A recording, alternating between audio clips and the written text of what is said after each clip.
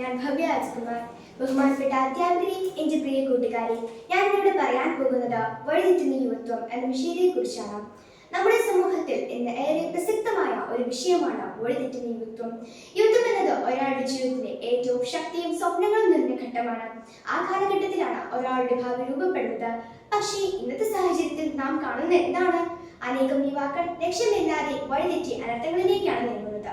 മദ്യപാനം, മയക്കുമരുന്ന്, സോഷ്യൽ മീഡിയയുടെ അമിത ഉപയോഗം ഇവയെല്ലാം നമ്മുടെ യുവത്വത്തെ നശിപ്പിക്കുന്നു. ചിലർ ജീവിത പ്രയാസങ്ങളെ നേരിടാനാകാതെ നിരാശയിലേക്ക് വഴിമാറുന്നു. നാളെയുടെ നേതാക്കളായി, അധ്യാപകരായി, ശാസ്ത്രജ്ഞനായി വളരേണ്ടവർ പലപ്പോഴും വഴിമാറുകയാണ്.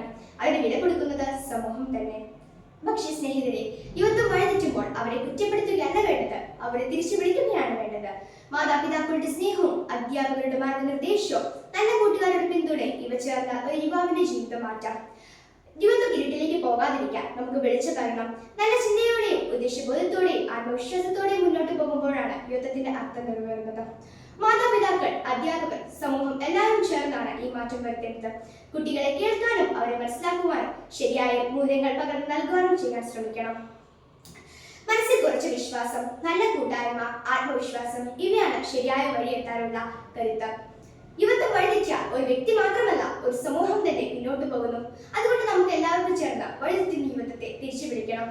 നല്ല ചിന്തയിലേക്കും നല്ല പ്രവൃത്തിയിലേക്കും സമൂഹത്തിനും രാജ്യത്തിനും നന്മ ചെയ്യാൻ കഴിയുന്ന തലമുറയായി വളരട്ടെ. അതാണ് ഓരോ യുവാക്കളുടെ യഥാർത്ഥ ദൗത്യം. ഇത്രയും പറഞ്ഞുകൊണ്ട് ഞാൻ എന്റെ വാക്കുകൾ നിർത്തുന്നു. നന്ദി, നമസ്കാരം, ജയ് ഹിന്ദ്.